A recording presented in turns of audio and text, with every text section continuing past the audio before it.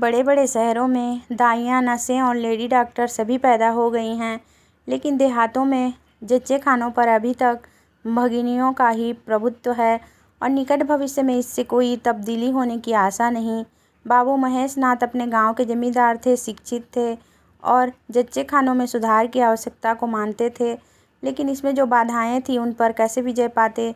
कोई नर्स देहात में जाने पर राजी न हुई और बहुत कहने सुनने से राजी भी हुई तो इतनी लंबी चौड़ी फीस मांगी कि बाबू साहब को सिर झुकाकर चले आने के सिवा और कुछ न सूझा। लेडी डॉक्टर के पास जाने की उन्हें हिम्मत न पड़ी। उसकी फीस पूरी करने के लिए तो शायद बाबू साहब को अपनी आधी जायदाद बेचनी पड़ती।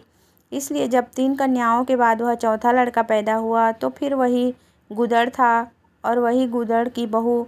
बच्चे अक्सर रात ही को पैदा होते हैं। एक दिन आधी रात को चपरासी ने गुदड़ के द्वार पर ऐसी हाँक लगाई कि पास पड़ोस में भी जाग पड़ गई। लड़की न थी कि मरी आवाज़ से पुकारता। गुदड़ के घर में इस शुभ अवसर के लिए महीनों से तैयारी हो रही थी। भय था तो यही कि फिर बेटी न हो जाए, नहीं तो वहीं बंधा हुआ 1 रुपया और 1 साड़ी मिलकर रह जाएगी। इस विषय में स्त्री पुरुष में कितनी ही बार झगड़ा हो चुका था। शर्त लग चुकी थी। स्त्री कहती थी अगर अब की बेटा ना हो तो मुंह न दिखाऊं। हाँ, मुंह न दिखाऊं, सारे लक्षण बेटे के हैं। और गुदड़ कहता था देख लेना, बेटी होगी और बीच खेत बेटी होगी। बेटा निकले तो मुझे मुड़ा लूँ। हाँ, मुझे मुड़ा लूँ। शायद गुदड़ समझता था कि इस तरह अपनी स्त्री में पुत्र कामना को बलवान करके वह बेटे की अवाई के लिए रास्ता साफ कर रहा है। भूंगी बोली अब मूछ मुड़ा ले दाढ़ी जार। कहती थी बेटा होगा, सुनता ही न था, अपनी ही रट लगाए जाता था। मैं आज तेरी मूछें मुड़ूंगी, खूंटी तक तो रखूंगी ही नहीं। गुदड़ ने कहा अच्छा मोड़ लेना, भली मानस, मुझे क्या, फिर निकलेंगे ही नहीं। तीसरे दिन देख लेना, फिर ज्यों की त्यों है, मगर जो कुछ मिलेगा उसमें आधा रखा लूँगा, कह देता हूँ। भूंगी ने अंगूठा दिखाया और अपने 3 महीने के बालक को गुदड़ के सुपुर्द कर सिपाही के साथ चल खड़ी हुई। गुदड़ ने पुकारा अरे सुन तो, कहाँ भागी जाती है, मुझे भी बधाई बजाने जाना पड़ेगा, इसे कौन संभालेगा। भूंगी ने दूर ही से कहा इसे वही धरती पर सुला देना, मैं आके दूध पिला जाऊंगी। महेश नाथ के यहाँ अब भी भूंगी की खूब खातिरदारियाँ होने लगी। सवेरे हरीरा मिलता, दोपहर को पूरियाँ और हलवा, तीसरे पहर को फिर और रात को फिर, और गुदड़ को भी भरपूर परोसा मिलता था। भूंगी अपने बच्चे को दिन रात में 1-2 बार से ज़्यादा ना पिला सकती थी। उसके लिए ऊपर के दूध का प्रबंध था। भूंगी का दूध बाबू साहब का भाग्यवान बालक पीता था और यह सिलसिला 12वें दिन भी न बंद हुआ। मालकिन मोटी ताजी देवी थी, पर अब की कुछ ऐसा संयोग कि उन्हें दूध हुआ ही नहीं। तीनों लड़कियों की बार इतने इफरात से दूध होता था कि लड़कियों को बदहजमी हो जाती थी। अब की एक बूंद नहीं। भूंगी दाई भी थी और दूध पिलाई भी। मालकिन कहती भूंगी हमारे बच्चे को पाल दे, फिर जब तक तू जिए बैठी खाती रहना, 5 बीघे माफ़ी दिलवा दूंगी, नाती पोते तक चैन करेंगे। और भूंगी का लाडला ऊपर का दूध हजम न कर सकने के कारण बार बार उल्टी करता और दिन दिन दुबला होता जाता था। भूंगी कहती बहूजी मुंडल में चूड़े लूँगी, कह देती हूँ। बहूजी उत्तर देती है हाँ चूड़े लेना भाई, धमकाती क्यों है, चांदी के लेगी या सोने के। वाह बहूजी, चांदी के चूड़े पहन के किसे मुँह दिखाऊं और किसकी हंसी होगी। अच्छा सोने के लेना भाई, कह तो दिया, और ब्याह में कंठा लूँगी और चौधरी के लिए हाथों के तोड़े, वह भी लेना। भगवान वह दिन तो दिखावे। घर में मालकिन के बाद भूंगी का राज्य था। महरिया महाराजीन नौकर चाकर सब उसका रौब मानते थे, यहाँ तक कि खुद बहूजी भी उससे दब जाती थी। एक बार तो उसने महेश नाथ को भी डांटा था, हंसकर टाल गए। बात चली थी भंगियों की। महेश नाथ ने कहा था दुनिया में और चाहे जो कुछ हो जाए, भंगी भंगी ही रहेंगे, इन्हें आदमी बनाना कठिन है। इस पर भूंगी ने कहा था मालिक, भंगी तो बड़े बड़ों को आदमी बनाते हैं, उन्हें कोई क्या आदमी बनाए। यह गुस्ताखी करके किसी दूसरे अवसर पर भला भूंगी के सिर के बाल बच सकते थे, लेकिन आज बाबू साहब ठठा कर हंसे और बोले भूंगी बात बड़े पते की कहती है। भूंगी का शासनकाल साल भर से आगे न चल सका। देवताओं ने बालक के भंगिनी का दूध पीने पर आपत्ति की, मोटेराम शास्त्री तो प्रायश्चित का प्रस्ताव कर बैठे। दूध तो छुड़ा दिया गया, लेकिन प्रायश्चित की बात हंसी में उड़ गई। महेशनाथ ने फटकार कर कहा, प्रायश्चित की खूब कही शास्त्री जी। कल तक उसी भंगिनी का खून पीकर पला, अब उसमें छूत घुस गई। वाह रे आपका धर्म। शास्त्री जी सिखा फटकार कर बोले, यह सत्य है। वह कल तक भंगिनी का रक्त पीकर पला, मांस खाकर पला, यह भी सत्य है। लेकिन कल की बात कल थी, आज की बात आज। जगन्नाथपुरी में छूत अछूत सब एक पंगत में खाते हैं, पर यहाँ तो नहीं खा सकते। बीमारी में तो हम भी कपड़े पहनने खा लेते हैं, खिचड़ी तक खा लेते हैं बाबूजी, लेकिन अच्छे हो जाने पर तो नेम का पालन करना ही पड़ता है। आप धर्म की बात न्यारी है, तो इसका यह अर्थ है कि धर्म बदलता रहता है, कभी कुछ कभी कुछ। और क्या, राजा का धर्म अलग, प्रजा का धर्म अलग, अमीर का धर्म अलग, गरीब का धर्म अलग। राजे महाराजे जो चाहें खाएं, जिसके साथ चाहे खाएं, जिसके साथ चाहे शादी ब्याह करें, उनके लिए कोई बंधन नहीं। समर्थ पुरुष हैं, बंधन तो मध्यम वालों के लिए है। प्रायश्चित तो न हुआ, लेकिन भूंगी को गद्दी से उतरना पड़ा। हाँ, दान दक्षिणा इतनी मिली कि वह अकेले न ले जा सकी, और सोने के चूड़े भी मिले। एक की जगह 2 नई सुंदर साड़ियाँ, मामूली नैन सुख की नहीं, जैसी लड़कियों की बार मिली थी। इसी साल प्लेग ने जोर बांध कर और गूदड़ पहले ही चपेट में आ गया। भूंगी अकेली रह गई, पर गृहस्थ ज्यों की त्यों चलती रही। लोग ताक बैठाए लगाए बैठे थे कि भूंगी अब गई। फलां भंगी से बातचीत हुई, फलां चौधरी आए, लेकिन भूंगी न कहीं आई न कहीं गई। यहाँ तक कि 5 साल बीत गए और उसका बालक मंगल दुर्बल और सदा रोगी रहने पर भी दौड़ने लगा। सुरेश के सामने पिद्दी सा लगता था। एक दिन भूंगी महेशनाथ के घर का परनाला साफ कर रही थी। महीनों से गलीच जमा हो रहा था, आंगन में पानी भरा रहने लगा था। परनाले में एक लंबा मोटा बांस डालकर जोर से हिला रही थी। पूरा दाहिना हाथ परनाले के अंदर था कि एकाएक उसने चिल्लाकर हाथ बाहर निकाल लिया, और उसी वक्त एक काला सांप परनाले से निकल कर भागा। लोगों ने दौड़कर उसे मार तो डाला, लेकिन भूंगी को न बचा सके। समझे पानी का सांप है, विषैला न होगा, इसलिए पहले कुछ गफलत की गई। जब विष देह में फैल गया और लहरें आने लगी, तब पता चला कि वह पानी का सांप नहीं, गेहुअन था। मंगल अवनाथ था, दिन भर महेश बाबू के द्वार पर मंडराया करता। घर में जूठन इतना बचता था कि ऐसे ऐसे 10-5 बालक पल सकते थे। खाने की कोई कमी न थी। हाँ, उसे तब बुरा जरूर लगता था जब उसे मिट्टी के कसेरों में ऊपर से खाना दिया जाता था। सब लोग अच्छे अच्छे बर्तनों में खाते हैं, उसके लिए मिट्टी के कसारे। यूँ उसे इस भेदभाव का बिल्कुल ज्ञान न होता था, लेकिन गांव के लड़के चिढ़ा चिढ़ा कर उसका अपमान करते रहते थे। कोई उसे अपने साथ खेलाता भी न था। यहाँ तक कि जिस टाट पर वह सोता था, वह भी अछूत था। मकान के सामने एक नीम का पेड़ था, इसी के नीचे मंगल का डेरा था। एक फटा सा टाट का टुकड़ा, 2 मिट्टी के कटोरे और एक धोती, जो सुरेश बाबू की उतरन थी। जाड़ा गर्मी बरसात, हर एक मौसम में वह जगह एक सी आरामदेह थी। और भाग्य का बली मंगल झुलसती हुई लू, गलते हुए जाड़े और मूसलाधार वर्षा में भी जिंदा और पहले से कहीं स्वस्थ था। बस उसका कोई अपना था तो गांव का एक कुत्ता, जो अपने सहवर्गीयों के जुल्म से दुखी होकर मंगल की शरण आ पड़ा था।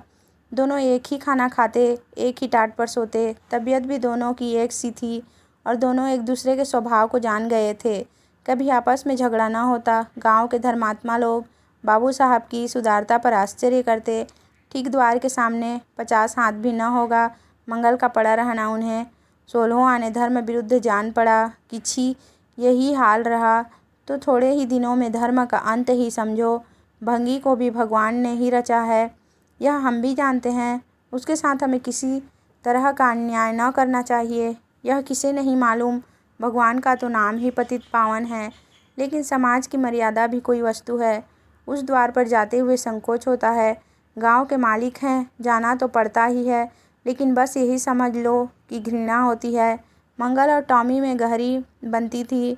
मंगल कहता, देखो भाई टॉमी, जरा और खिसक कर सो, आखिर मैं कहाँ लेटूँ, सारा टाट तो तुमने घेर लिया। टॉमी कूँ कूँ करता दुम हिला जाने के बदले और ऊपर चढ़ आता एवं मंगल का मुंह चाटने लगता। शाम को वह एक बार रोज़ अपना घर देखने और थोड़ी देर रोने जाता। पहले साल फूस का छप्पर गिर पड़ा, दूसरे साल एक दीवार गिरी और अब केवल आधी आधी दीवारें खड़ी थी, जिनकी ऊपरी भाग नोकदार हो गया था। यही उसे स्नेह की संपत्ति मिली थी, वही स्मृति ही आकर्षण, वही प्यार उसे एक बार उस उजड़ में खींच ले जाता था और टॉमी सदैव उसके साथ होता था। मंगल नोकदार दीवार पर बैठ जाता और जीवन के बीते और आने वाले स्वप्न देखने लगता और बार बार उछलकर उसकी गोद में बैठने की असफल चेष्टा करता। एक दिन कई लड़के खेल रहे थे, मंगल भी पहुंचकर दूर खड़ा हो गया। या तो सुरेश को उस पर दया आई या खेलने वालों की जोड़ी पूरी न पड़ती थी, कह नहीं सकते। जो कुछ भी हो, तजवीज़ की कि आज मंगल को भी खेल में शरीक कर लिया जाए। यहाँ कौन देखने आता है? क्यों रे मंगल, खेलेगा? मंगल बोला, ना भैया, कहीं मालिक देख लें तो मेरी चमड़ी उधेड़ दी जाए। तुम्हें क्या, तुम तो अलग हो जाओगे। सुरेश ने कहा, तो यहाँ कौन आता है देखने? बे चल, हम लोग सवार खेलेंगे, तू घोड़ा बनेगा, हम लोग तेरे ऊपर सवारी करके दौड़ाएंगे। मंगल ने शंका की, मैं बराबर घोड़ा ही रहूँगा कि सवारी भी करूँगा, यह बता दो। यह प्रश्न टेढ़ा था, किसी ने इस पर विचार न किया था। सुरेश ने एक क्षण विचार करके कहा, तुझे कौन अपनी पीठ पर बिठाएगा, सोच, आखिर तू भंगी है कि नहीं। मंगल भी खड़ा हो गया, बोला, मैं कब कहता हूँ कि मैं भंगी नहीं हूँ, लेकिन तुम्हें मेरी ही माँ ने अपना दूध पिलाकर पाला है। जब तक मुझे भी सवारी करने को ना मिलेगी, मैं घोड़ा ना बनूँगा। तुम लोग बड़े चगड़ हो, आप तो मज़े से सवारी करोगे और मैं घोड़ा ही बना रहूँ। सुरेश ने डांट कर कहा, तुझे घोड़ा बनना पड़ेगा, और मंगल को पकड़ने दौड़ा। मंगल भागा, सुरेश ने दौड़ाया। मंगल ने कदम और तेज किया, सुरेश ने भी जोर लगाया, मगर वह बहुत खा कर थुल हो गया था और दौड़ने में उसकी सांस फूलने लगती थी। आखिर उसने रुक कर कहा, आकर घोड़ा बनो मंगल, नहीं तो कभी पा जाऊंगा तो बुरी तरह पीटूंगा। तुम्हें भी घोड़ा बनना पड़ेगा। अच्छा, हम भी बन जाएंगे, तुम पीछे से निकल जाओगे। पहले तुम घोड़ा बन जाओ, मैं सवारी कर लूँ, फिर मैं बनूंगा। सुरेश ने सचमुच चकमा देना चाहा था। मंगल का यह बात सुनकर साथियों से बोला, देखते हो इसकी बदमाशी, भंगी है ना। तीनों ने मंगल को घेर लिया और उसे ज़बरदस्ती घोड़ा बना दिया। सुरेश ने चटपट उसकी पीठ पर आसन जमा लिया और टिक टिक करके बोला, चल घोड़े चल। मंगल कुछ देर तक तो चला, लेकिन उस बोझ से उसकी कमर टूटी जाती थी। उसने धीरे से पीठ सिकोड़ी और सुरेश की रान के नीचे से सरक गया। सुरेश महोदय लत से गिर पड़े और भोंपू बजाने लगे। माँ ने सुना सुरेश कहीं रो रहा है। सुरेश कहीं रोए तो उनके तेज कानों में ज़रूर भनक पड़ जाती थी और उसका रोना भी बिल्कुल निराला होता था, जैसे छोटी लाइन के इंजन की आवाज़। महरी से बोली, देख तो, सुरेश कहीं रो रहा है, पूछ तो किसने मारा है। इतने में सुरेश खुद आंखें मलता हुआ आया। रोने का अवसर मिलता था तो माँ के पास फरियाद लेकर ज़रूर आता था। माँ मिठाई या मेवे देकर आंसू पोंछ देती थी। आप थे तो 8 साल के, मगर थे बिल्कुल गावड़ी। हद से ज़्यादा प्यार ने उसकी बुद्धि के साथ वही किया था जो हद से ज़्यादा भोजन ने उसकी देह के साथ। माँ ने पूछा, क्यों रोता है सुरेश, किसने मारा? सुरेश ने रो कर कहा, मंगल ने छू दिया। माँ को विश्वास न आया। मंगल इतना निरीह था कि उससे किसी तरह की शरारत की शंका न होती थी, लेकिन जब सुरेश कस्में खाने लगा तो विश्वास करना लाजिम हो गया। मंगल को बुलाकर डांटा, क्यों रे मंगल, अब तुझे बदमाशी सूझने लगी? मैंने तुझसे कहा था सुरेश को कभी मत छूना, याद है कि नहीं, बोल। मंगल ने दबी आवाज़ से कहा, याद क्यों नहीं है?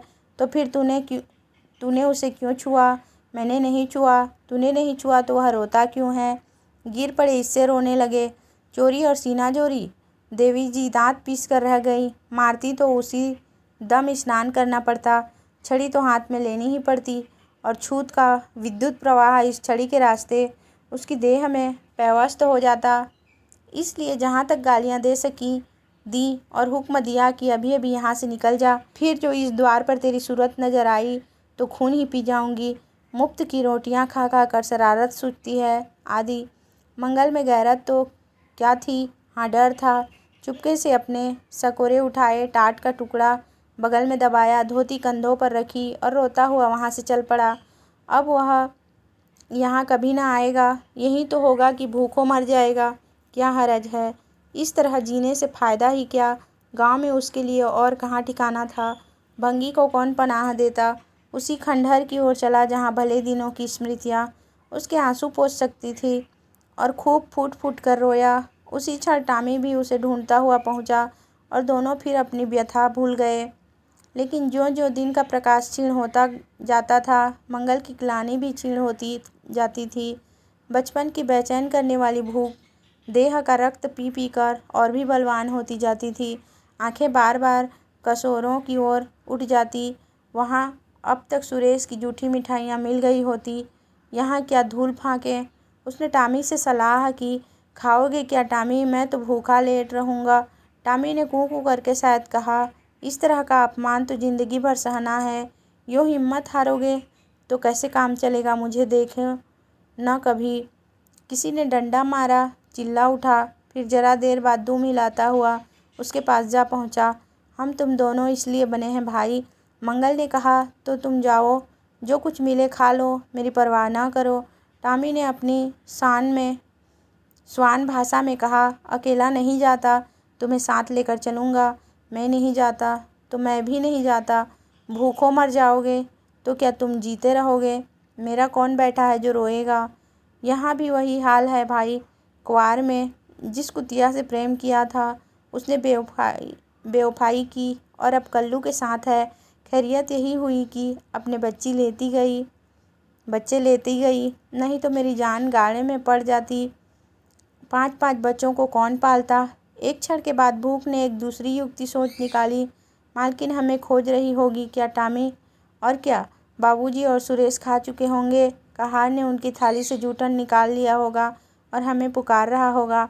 बाबूजी और सुरेश दोनों की थालियों में घी खूब रहता है, और वह मीठी मीठी चीज़, हाँ मलाई, सब का सब घूरे पर डाल दिया जाएगा। देखे, हमें खोजने कोई आता है। खोजने कौन आएगा, क्या कोई पुरोहित हो। एक बार मंगल मंगल होगा और बस थाली पर नाले में उड़ेल दी जाएगी। अच्छा तो चलो चलें, मगर मैं छिपा रहूँगा। अगर किसी ने मेरा नाम लेकर ना पुकारा तो मैं लौट आऊँगा, यह समझ लो। दोनों वहाँ से निकले और आकर महेशनाथ के द्वार पर अंधेरे में दबक कर खड़े हो गए। मगर टॉमी को सब्र कहाँ।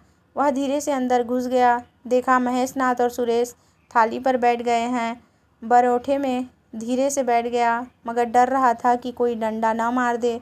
नौकर में बातचीत हो रही थी। एक ने कहा, आज मंगलवा नहीं दिखाई देता, मालकिन ने डांटा था, इससे भागा है शायद। दूसरे ने जवाब दिया, अच्छा हुआ निकाल दिया गया, सवेरे सवेरे भंगी का मुंह देखना पड़ता था। मंगल और अंधेरे में खिसक गया। आशा गहरे जल में डूब गई। महेशनाथ थाली से उठ गए। नौकर हाथ धुला रहा है। अब हुक्का पिएंगे और सोएंगे। सुरेश अपनी माँ के पास बैठा कोई कहानी सुनता सुनता सो जाएगा। गरीब मंगल की किसे चिंता है। इतनी देर हो गई, किसी ने भूल से भी न पुकारा। कुछ देर तक वह निराश सा वहाँ खड़ा रहा। फिर एक लंबी सांस खींचकर जाना ही चाहता था कि कहार पत्तल में थाली का जूठन ले जाता नजर आया। मंगल अंधेरे से निकलकर प्रकाश में आ गया। अब मन को कैसे रोके। कहार ने कहा, अरे तू यहाँ था, हमने समझा कि कहीं चला गया, ले खा ले, मैं फेंकने ले जा रहा था। मंगल ने दीनता से कहा, मैं तो बड़ी देर से यहाँ खड़ा था, तो बोला क्यों नहीं, मारे डर के। अच्छा ले खा ले। उसने पत्तल को ऊपर उठाकर मंगल के फैले हुए हाथों में डाल दिया। मंगल ने उसकी ओर ऐसी आंखों से देखा जिसमें दीन कृतज्ञता भरी हुई थी। टॉमी भी अंदर से निकल आया था। दोनों वहीं नीम के नीचे पत्तल में खाने लगे। मंगल ने एक हाथ से टॉमी का सिर सहलाकर कहा, देखा, पेट की आग ऐसी होती है, यह लात की मारी हुई रोटियां भी न मिलती तो क्या करते। टॉमी ने दुम हिला दी। सुरेश को अम्मा ने पाला था। टॉमी ने फिर दुम हिलाई। लोग कहते हैं दूध का दाम कोई नहीं चुका सकता, और मुझे दूध का यह दाम मिल रहा है। टॉमी ने फिर दुम हिलाई।